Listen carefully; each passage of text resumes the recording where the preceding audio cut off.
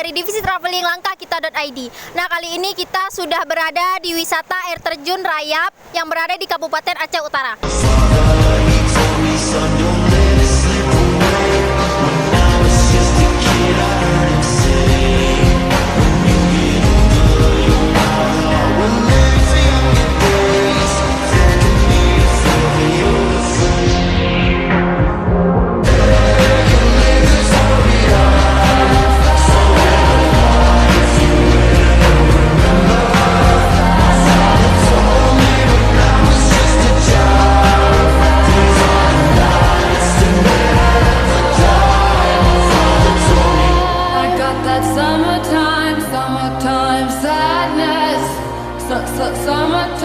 Summertime sadness.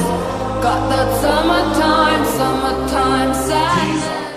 Itu dia pertolongan kita hari ini. Sampai jumpa di vlog berikutnya dan stay tune.